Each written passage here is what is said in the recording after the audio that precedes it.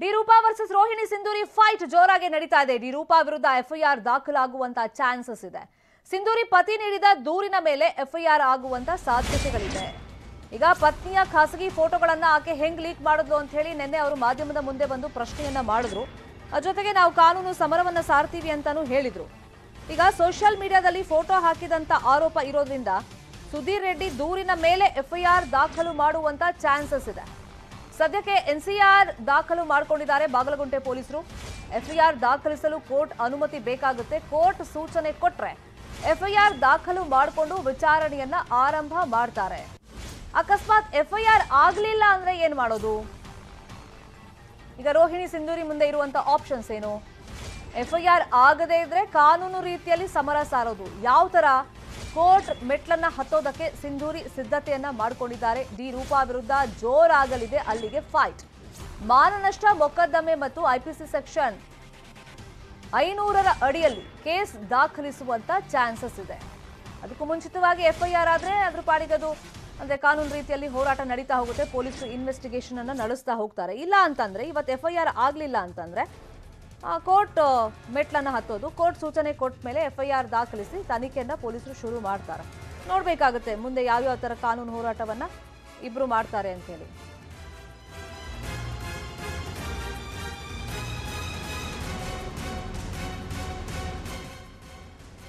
ಇದೇ ವಿಚಾರವಾಗಿ ಇನ್ನಷ್ಟು ಮಾಹಿತಿಯನ್ನ ನೀಡೋದಕ್ಕೆ ನೇರ ಸಂಪರ್ಕದಲ್ಲಿ ಜಾಯಿನ್ ಆಗಿದ್ದಾರೆ ನಮ್ಮ ರಿಪೋರ್ಟರ್ ಮುನಿರಾಜು. ಈಗ ಕಾನೂನು ಸಮರವನ್ನ ಇಬ್ರು ಸಾರಿರೋದ್ರಿಂದ ಈಗ ಎಫ್ಐಆರ್ ಆಗಲೇಬೇಕು ಅಂತ ಹೇಳಿ ರೋಹಿಣಿ ಸಿಂಧೂರಿ ಅವರು ಒತ್ತಡಗಳನ್ನ ಹಾಕ್ತಿದ್ದಾರೆ ಅಂತ ಮಾಹಿತಿಗಳು ಲಭ್ಯವಾಗಿದೆ. ಅಕಸ್ಮಾತ್ ಪೊಲೀಸರು ಎಫ್ಐಆರ್ ಇವತ್ತು ಮಾಡ್ಕೊಳ್ಳಿಲ್ಲ ಅಂದ್ರೆ ಇವತ್ತೇ ಕೋರ್ಟ್ಗೆ ಹೋಗುವಂತ ಸಾಧ್ಯತೆಗಳು ಎಷ್ಟು ಮಟ್ಟಿಗಿದೆ? ರೋಹಿಣಿ ಸಿಂಧೂರಿ ಅವರು ಏನೆಲ್ಲ ಇನ್ಫಾರ್ಮೇಶನ್ ಸಿಗ್ತಾ ಇದೆ?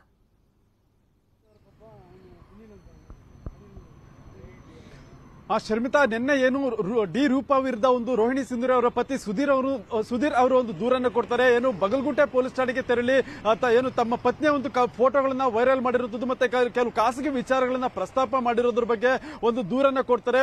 ಫೇಸ್ಬುಕ್ ನಲ್ಲಿ ಸಾಕಷ್ಟು ಖಾಸಗಿ ಫೋಟೋಗಳನ್ನ ಹಂಚಿಕೊಂಡಿದ್ದಾರೆ ಮತ್ತೆ ಕೆಲವು ವೈಯಕ್ತಿಕ ವಿಚಾರಗಳು ಸಹ ಚರ್ಚೆ ಆಗಿದೆ ಅಂತ ಹೇಳಿ ಒಂದು ದೂರನ್ನ ಕೊಟ್ಟು ಈ ಬಗ್ಗೆ ಒಂದು ರೂಪಾ ವಿರುದ್ಧ ಒಂದು ಕಾನೂನು ಕ್ರಮ ಕೈಗೊಳ್ಳಬೇಕು ಅಂತ ಹೇಳಿ ಒಂದು ಪೊಲೀಸ್ ಠಾಣೆಗೆ ದೂರು ಕೊಟ್ಟಿದ್ರು.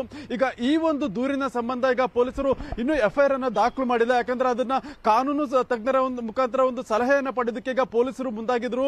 ನಿನ್ನೆ ಇಡೀ ದಿನ ಒಂದು ಕಾನೂನು ತಜ್ಞರ ಬಳಿ ಈ ಒಂದು ಪ್ರಕರಣವನ್ನು ಯಾವ ರೀತಿ ಹ್ಯಾಂಡಲ್ ಮಾಡಬೇಕು ಮತ್ತೆ ಯಾವ ರೀತಿ ಕೇಸ್ ದಾಖಲು ಮಾಡೋದಕ್ಕೆ ಇದರಲ್ಲಿ ಸಾಧ್ಯತೆಗಳು ಇದೆ ಅನ್ನೋದ್ರ ಬಗ್ಗೆ ಅವರಿಂದ ಒಂದು ಸಲಹೆಗಳನ್ನ ಪಡೆಯೋದಕ್ಕೆ ಪೊಲೀಸ್ ಇಲಾಖೆ ಮುಂದಾಗಿತ್ತು. ಬಹುಶಃ ಇವತ್ತು ಅದ್ರ ಬಗ್ಗೆ ಒಂದು ಕಾನೂನು ತಜ್ಞರು ಒಂದು ಸಲಹೆಯನ್ನ ಕೊಡ್ತಾರೆ. ಇದು ಎಫ್ಐಆರ್ ಮಾಡೋದಕ್ಕೆ ಬರುತ್ತಾ ಬರಲ್ವಾ ಅನ್ನೋದ್ರ ಬಗ್ಗೆ ಒಂದು ಸಲಹೆಯನ್ನ ಪಡ್ಕೊಡ್ತಾರೆ. ಒಂದು ವೇಳೆ ಪೊಲೀಸರು ಇದ್ರ ಬಗ್ಗೆ ಎಫ್ಐಆರ್ ಮಾಡೋದಕ್ಕೆ ಆಗ್ತಾ ಇಲ್ಲ ಅನ್ನೋದಾದ್ರೆ ನಂತರ ಈಗ ಸುಧೀರ್ ಅವರು ಕೋರ್ಟ್ ಮುಖಾಂತರ ಒಂದು ಕೋರ್ಟ್ ಮೊರೆ ಹೋಗೋದಕ್ಕೂ ಸಹ ಒಂದು ತೀರ್ಮಾನ ಮಾಡಿರುವಂತದ್ದು.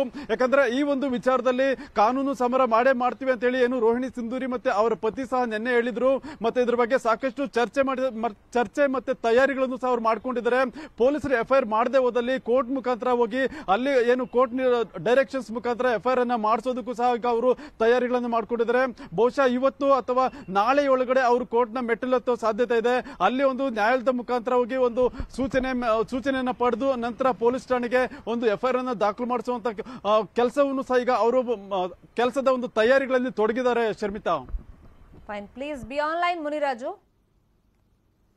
ಮತ್ತೆ ಮುನ್ನೆಲೆಗೆ ಬಂದಿದೆ ಡಿಕೆ ರವಿ ಸಾವಿನ ಸಿಬಿಐ ರಿಪೋರ್ಟ್. ಸಿಬಿಐ ರಿಪೋರ್ಟ್ ನಲ್ಲಿನ ಚಾಟ್ಸ್ ಅನ್ನ ರೂಪಾ ಪ್ರಸ್ತಾಪ ಮಾಡಿದ್ದಾರೆ. ಡಿಕೆ ರವಿಗೆ ತೊಂದರೆ ಕೊಡ್ತಾ ಇದ್ರು ಅಂತ ಹೇಳಿ ಡಿ ರೂಪಾ ಹೇಳಿದ್ದಾರೆ. ಯಾಕಂದ್ರೆ ಈಗ ಇವರಿಬ್ಬರ ಒಂದು ಜಗಳ ತಾರಕಕ್ಕೇರ್ತಾ ಇದ್ದಂತೆ ಡಿಕೆ ರವಿ ಹೆಸರು ಅವ್ರ ಸಾವಿನ ವಿಷಯ ಪ್ರಸ್ತಾಪ ಆಯಿತು. ಡಿಕೆ ರವಿ ಪತ್ನಿ ಕುಸುಮಾ ಅವ್ರ ಎಂಟ್ರಿನೂ ಆಯಿತು. ಸಿಬಿಐ ರಿಪೋರ್ಟ್ ನಲ್ಲಿ ಏನಿದೆ ಅಂತ ಯಾರು ಇಂಟ್ರೆಸ್ಟ್ ತೋರಿಸಿಲ್ಲ, ಅದು ಚರ್ಚೆ ಆಗಲಿಲ್ಲ. ಅವ್ರ ಸಾವಿನ ಸುದ್ದಿ ಎಷ್ಟು ಮಟ್ಟಿಗೆ ಹೈಪ್ ಪಡ್ಕೊಳ್ತು ಸುದ್ದಿ ಆಯಿತು, ಅಷ್ಟರ ಮಟ್ಟಿಗೆ ಸಿಬಿಐ ರಿಪೋರ್ಟ್ ಬಂದ ಮೇಲೆ ಚರ್ಚೆ ಆಗಲಿಲ್ಲ ಅಂತ ಹೇಳಿ ಹೇಳ್ತಾ ಇದ್ರು. ಅದ್ರ ಬಗ್ಗೆ ಇನ್ಫ್ಯಾಕ್ಟ್ ಚರ್ಚೆ ಆಗಬೇಕು ಅಂತ ಹೇಳ್ಕೊಂಡಿದ್ರು. ಈಗ ಡಿ ರೂಪಾ ಹೇಳೋ ಪ್ರಕಾರ ತೊಂದರೆ ಕೊಟ್ಟವರ ನಂಬರ್ ಅನ್ನ ಇವ್ರು ಯಾಕೆ ಬ್ಲಾಕ್ ಮಾಡಿರಲಿಲ್ಲ? ರವಿ ಕೇಸ್ನ ರಿಪೋರ್ಟ್ ಬಗ್ಗೆ ಪ್ರಶ್ನೆಯನ್ನ ಮಾಡಿದ್ರು ಡಿ ರೂಪಾ ಅವರು. ಬೆನ್ನಲ್ಲೇ ರೂಪಾ ಪರವಾಗಿ ನಿಂತಿದ್ದಾರೆ ವಕೀಲ ಸೂರ್ಯ ಮುಕುಂದರಾಜ್. ರೋಹಿಣಿ ಹಾಗೇನೆ ಡಿಕೆ ರವಿ ಸಂಭಾಷಣೆ ಸಿಬಿಐ ರಿಪೋರ್ಟ್ ನಲ್ಲಿದೆ. 2015 ಮಾರ್ಚ್ 14ರಲ್ಲಿ ಡಿಕೆ ರವಿ ರೋಹಿಣಿ ಕರೆ ಮಾಡಿದ್ದಾರೆ. ಇಬ್ಬರ ಮಧ್ಯೆ ಮಾತುಕತೆಯಾದ ಮರುದಿನ ರವಿ ಸಾವಿಗೆ ಶರಣಾಗಿದ್ದಾರೆ ಅಂತ ರಿಪೋರ್ಟ್ ನಲ್ಲಿ ಇದೆ. ಅಂದ್ರೆ ಸಿಂಧೂರಿ ಮೇಲೆ ಆತ್ಮಹತ್ಯೆ ಪ್ರಚೋದನೆ ದಾಖಲಾಗಬೇಕಾಗಿತ್ತು. ರವಿ ಪತ್ನಿ ಕುಸುಮಾರ ಟ್ವೀಟ್ ಹಿಂದಿನ ನೋವು ನನಗೆ ಅರ್ಥ ಆಗುತ್ತೆ ಅಂತ ಹೇಳಿ ವಕೀಲ ಸೂರ್ಯ ಮುಕುಂದರಾಜ್ ಹೇಳಿದ್ದಾರೆ. ಏನ್ ಹೇಳಿದ್ದಾರೆ ಅವರು ನೋಡೋಣ. ರೂಪಾ ಅವರು ಹೇಳ್ತಾ ಇರುವಂಥದ್ದೇನು, ರೋಹಿಣಿ ಸಿಂಧೂರಿ ಅವರು ಹಿರಿಯ IAS ಅಧಿಕಾರಿಗಳಿಗೆ, ತುಂಬ ಬೇರೆ ಬೇರೆ ಒಬ್ಬ KS ಅಧಿಕಾರಿಗೆ ಮತ್ತೊಬ್ಬರಿಗೆ ಎಲ್ರಿಗೂ ಅವರ ವೈಯಕ್ತಿಕ ಫೋಟೋಗಳನ್ನ ಕಳಿಸ್ತಾರೆ ಅಂತ. ಸೊ ಆ ವೈಯಕ್ತಿಕ ಫೋಟೋಗಳನ್ನ 2015ರಲ್ಲೂ ಕೂಡ DK ರವಿ ಅವ್ರಿಗೆ ಕಳಿಸಿರೋದು. CBI ರಿಪೋರ್ಟ್ನಲ್ಲಿ DK ರವಿ ಅವರು ಮತ್ತಷ್ಟು ಹೇಳ್ತಾ ಹೋಗ್ತಾರೆ, ಅವರ ಮತ್ತು ರೋಹಿಣಿ ಸಿಂಧೂರಿ ನಡುವೆ ಇದ್ದಂಥ ಸಂಬಂಧಗಳು, DK ರವಿ ಅವರು ಮೈಸೂರಿಗೆ ಅವ್ರನ್ನ ಮೀಟ್ ಮಾಡ್ತಿದ್ದು, ಅವ್ರಿಗೆ ಟ್ರಾನ್ಸ್ಫರ್ ಮಾಡಿಸ್ಕೊಟ್ಟಿದ್ದು, ಇವೆಲ್ಲ ಕೂಡ CBI ಉಲ್ಲೇಖ ಆಗಿದೆ. ರಾತ್ರಿ 1:05 ಮಾರ್ಚ್ 15ನೇ ತಾರೀಕು 2015 ಹಿಂದಿನ ದಿನ ರಾತ್ರಿ 1:05 DK ರವಿ ಅವರು ರೋಹಿಣಿ ಸಿಂಧೂರಿ ಅವರಿಗೆ ಫೋನ್ ಮಾಡ್ತಾರೆ. ಆ ಫೋನನ್ನು ರಿಸೀವ್ ಮಾಡಿ ರೋಹಿಣಿ ಸಿಂಧೂರಿ ಅವರ ಪತಿ ಸುಧೀರ್ ಅವರು ಮಾತಾಡ್ತಾರೆ. ಅಲ್ಲಿ ಒಂದು ವಾಗ್ಯುದ್ಧನೇ ಆಗ್ಬೋದು. ಸೊ ಅದರಲ್ಲಿ ವಾಗ್ವಾದ ಆಗಿ DK ರವಿ ಮತ್ತು ರೋಹಿಣಿ ಸಿಂಧೂರಿ ಅವರ ಪತಿ ನಡುವೆ ವಾಗ್ವಾದ ಆಗಿ ಅದು ಮಾರನೇ ದಿವಸ ಬೆಳಗ್ಗೆ ಅವ್ರಿಗೆ ಸೂಸೈಡ್ ಮಾಡ್ಕೊಳ್ಳೋದಕ್ಕೆ ಪ್ರೇರಣೆ ಕೊಟ್ಟಿದೆ. ಸೊ ಅದರಲ್ಲಿ ಸಂಪೂರ್ಣವಾದಂಥ ಉಲ್ಲೇಖ ಇದೆ. CBI ರಿಪೋರ್ಟು ಕೇವಲ 40 ಪುಟಗಳಿರುವಂಥದ್ದು. ಆ 40 ಪುಟದ CBI ರಿಪೋರ್ಟ್ನಲ್ಲಿ ಲಾಸ್ಟಲ್ಲಿ ಬಂದಿರುವಂಥ ಫೈಂಡಿಂಗ್ಸ್ ಏನಂದರೆ, ಸುಧೀರ್ ಮತ್ತು ರೋಹಿಣಿ ಸಿಂಧೂರಿ ಅವರ ಒಂದು ಮಾತಿನ ಪ್ರಭಾವದಿಂದಾಗಿ, ಅವರ ನಡವಳಿಕೆಯಿಂದಾಗಿ DK ರವಿ ಅವರು ಮಾನಸಿಕವಾಗಿ ನೊಂದು ಸೂಸೈಡನ್ನು ಮಾಡಿಕೊಂಡ್ರು ಅಂತ. ಆದರೆ ಅವತ್ತಿನ ಸರ್ಕಾರ ಇದ್ದಂಥ ಸಂದರ್ಭದಲ್ಲಿ ಸಿದ್ದರಾಮಯ್ಯ ಅವರು, ಜಾರ್ಜ್ ಅವರು ಮತ್ತು DK ಶಿವಕುಮಾರ್ ಅವರು ಇವರೆಲ್ಲ ಒಂದು DK ರವಿ ಅವರ ಸಾವಿಗೆ ಕಾರಣ ಆಗಿದ್ದಾರೆ.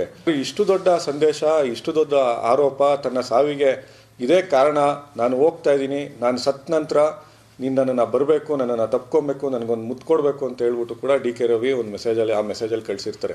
IAS ಅಧಿಕಾರಿಗಳಾಗಿರ್ಬೋದು ಅಥವಾ ಮೇಲ್ಮಟ್ಟದ ಅಧಿಕಾರಿಗಳಾಗಿರ್ಬೋದು, ಎಲ್ಲೋ ಒಂದು ಕಡೆ ರೋಹಿಣಿ ಸಿಂಧೂರಿ ಅವರ ರಕ್ಷಣೆಯನ್ನು ಮಾಡಿದ್ದಾರೆ ಅನ್ನೋದು ನೇರವಾಗಿ ಗೊತ್ತಾಗುತ್ತೆ. CBI ರಿಪೋರ್ಟಲ್ಲಿ ಫೈಂಡಿಂಗ್ಸ್ ಬಂದಿರುವಂಥದ್ದು ಈ ಸಾವು ಆತ್ಮಹತ್ಯೆ, ಆ ಸಾವಿಗೆ ಮುಖ್ಯವಾಗಿ ಕಾರಣ ಆಗಿರುವಂಥವ್ರು ರೋಹಿಣಿ ಸಿಂಧೂರಿ ಅವರ ಸಂಬಂಧ ಅಂತ ಹೇಳ್ಬಿಟ್ಟು ಸ್ಪಷ್ಟವಾಗಿ ಹೇಳಿದೆ. ಇವತ್ತು ರೂಪಾ ಅವ್ರು ಕೊಟ್ಟಿರುವಂಥ ಸಾಕ್ಷ್ಯದಿಂದ CBI ರಿಪೋರ್ಟ್ಗೆ ಒಂದು ವ್ಯಾಲ್ಯೂ ಬರ್ತಾ ಇದೆ. ಇಲ್ಲಾಂದರೆ ಯಾರು ಕೂಡ ಅದನ್ನು ನಂಬ್ತಾ ಇರಲಿಲ್ಲ. ಈ CBI ರಿಪೋರ್ಟ್ ಬಗ್ಗೆ ಹೆಚ್ಚು ಚರ್ಚೆ ಆಗಬೇಕಾಗತ್ತೆ. ಈ CBI ರಿಪೋರ್ಟ್ ಮೇಲೆ ಏನಾದರೂ ಸರ್ಕಾರ ಆಗಲಿ ಅಥವಾ ಪೊಲೀಸ್ ಇಲಾಖೆ ಆಗಲಿ ರೋಹಿಣಿ ಸಿಂಧೂರಿ ಅವ್ರನ್ನ ಅವತ್ತು ವಿಚಾರಣೆ ಮಾಡಿದರೆ, ಅವತ್ತು FIR ಮಾಡಿದಿದ್ರೆ DK ರವಿ ಅವರ ಸಾವಿಗೆ ಯಾರು ಕಾರಣ ಅಂತ ನೇರವಾಗಿ ಗೊತ್ತಾಗ್ತಾ ಇತ್ತು. ಇದೇ ವಿಚಾರವಾಗಿ ಡೀಟೇಲ್ ಆಗಿ ಮಾಹಿತಿಯನ್ನ ನೀಡೋದಕ್ಕೆ ಒಂದ್ಸಗೆ ನೇರ ಸಂಪರ್ಕದಲ್ಲಿ ಜಾಯಿನ್ ಆಗಿದ್ದಾರೆ ನಮ್ಮ ರಿಪೋರ್ಟರ್ ಮುನಿರಾಜು. ಮತ್ತೆ DK ರವಿ ಸಾವಿನ ಬಗ್ಗೆ ಇಲ್ಲಿ ಪ್ರಸ್ತಾಪ ಆಗ್ತಾ ಇದೆ. IAS IPS ಮಹಿಳಾ ಅಧಿಕಾರಿಗಳ ಮಧ್ಯದ ಫೈಟ್ ನಲ್ಲಿ ಈಗ ಆ ಸಾವಿನ ರಿಪೋರ್ಟ್ ಏನ್ ಕೊಟ್ಟಿದೆ CBI, ಅದು ಸರಿಯಾಗಿ ಮುಟ್ಟಿಲ್ಲ ಜನರಿಗೆ ಅಂತ ಹೇಳಿ ಕುಸುಮಾ ಅವರು ಕೂಡ ಮೊನ್ನೆ ಮಾತಾಡುವಂತ ಟೈಮ್ ನಲ್ಲಿ ಹೇಳ್ತಾ ಇದ್ರು. ಆ ಸಾವಿನ ಬಗ್ಗೆ ಎಷ್ಟು ಇಂಟ್ರೆಸ್ಟ್ ಇತ್ತು, ಆ CBI ರಿಪೋರ್ಟ್ ಬಗ್ಗೆ ಯಾಕೋ ಇಂಟ್ರೆಸ್ಟ್ ತೋರಿಸ್ಲಿಲ್ಲ, ಯಾರು ಮಾಧ್ಯಮದವರು ತೋರಿಸ್ಲಿಲ್ಲ, ಜನಸಾಮಾನ್ಯರು ತೋರಿಸ್ಲಿಲ್ಲ ಅಂತ ಹೇಳ್ತಾ ಇದ್ರು. ಅದ್ರ ಬಗ್ಗೆ ಇವಾಗ ವಕೀಲರು ಮುಂದೆ ಬಂದು ಸ್ಟೇಟ್ಮೆಂಟ್ ಕೊಟ್ಟಿದ್ದಾರೆ. ಅಂದ್ರೆ ಆತ್ಮಹತ್ಯೆಗೆ ಪ್ರಚೋದನೆ ಅಂತ ಕೇಸ್ ಯಾಕೆ ಆಗ್ಲಿಲ್ಲ ಅಂತ ಕೇಳ್ತಾ ಇದ್ದಾರೆ ಅವರು.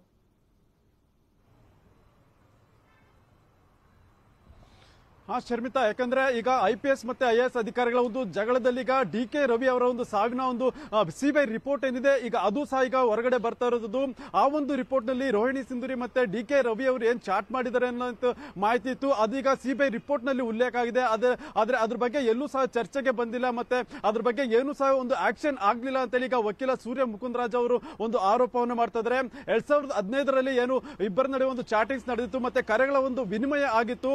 ಅದ್ರ ಬಗ್ಗೆ ಆ ಒಂದು ಸಮಯದಲ್ಲೇ ಒಂದು DK ರವಿ ಅವರು ಆತ್ಮಹತ್ಯೆಗೆ ಶರಣಾಗ್ತಾರೆ. ನಂತರ CBIನವರು ತನಿಖೆ ನಡೆಸಿ ಒಂದು ರಿಪೋರ್ಟ್ ಅನ್ನು ಸಲ್ಲಿಕೆ ಮಾಡ್ತಾರೆ. ಮತ್ತೆ ಆ ಇಬ್ಬರ ನಡುವಿನ ಒಂದು ಚಾಟ್ಸ್ ಏನಿತ್ತು ಅದನ್ನು ಸಹ ಒಂದು ತಮ್ಮ ಒಂದು ರಿಪೋರ್ಟ್ ನಲ್ಲಿ ಉಲ್ಲೇಖ ಮಾಡಿದ್ದಾರೆ. ಮತ್ತೆ ಎಷ್ಟು ಕರೆಗಳು ವಿನಿಮಯ ಆಗಿತ್ತು, ಮತ್ತೆ ಯಾವ್ಯಾವ ಸಂದರ್ಭದಲ್ಲಿ ಕರೆ ವಿನಿಮಯ ಆಗಿದೆ ಅನ್ನೋದ್ರ ಬಗ್ಗೆ ಉಲ್ಲೇಖ ಆಗಿದೆ. ಆದ್ರೆ ಇದು ಎಲ್ಲೂ ಸಹ ಹೊರಗಡೆ ಬರ್ತಾ ಇಲ್ಲ ಅಂತೇಳಿ ಒಂದು ಆರೋಪ ಮಾಡಿರುತ್ತದೆ. ಮತ್ತೆ ಇದೇ ವೇಳೆ ಇದ್ರ ಬಗ್ಗೆ ಯಾಕೆ ಏನು ರೋಹಿಣಿ ಸಿಂಧೂರಿ ಅವರ ಮೇಲೆ ಒಂದು ಆತ್ಮಹತ್ಯೆಗೆ ಪ್ರಚೋದನೆ ಕೊಟ್ಟ ಒಂದು ಆರೋಪದ ಮೇಲೆ ತನಿಖೆಯನ್ನು ಸಹ ಮಾಡಲಿಲ್ಲ, ಮತ್ತೆ ಅವರನ್ನು ವಿಚಾರಣೆಗೂ ಸಹ ಒಳಪಡಿಸಿಲ್ಲ ಅಂತೇಳಿ ಒಂದು ಮುಕುಂದರಾಜ್ ಅವರು ಒಂದು ಆರೋಪನ ಮಾಡ್ತಾ ಇರುವಂತದ್ದು. ಮತ್ತೆ ಈಗಾಗಲೇ ಈ ಒಂದು ಪ್ರಕರಣದಲ್ಲಿ ಕುಸುಮಾ ಸಹ ಒಂದು ಟ್ವೀಟ್ ಅನ್ನು ಮಾಡಿದ್ರು. ಈಗ ಅವರ ನೋವಿನ ಸತ್ಯ ಏನು ಅನ್ನೋದು ನನಗೂ ಸಹ ಅರ್ಥ ಆಗುತ್ತೆ.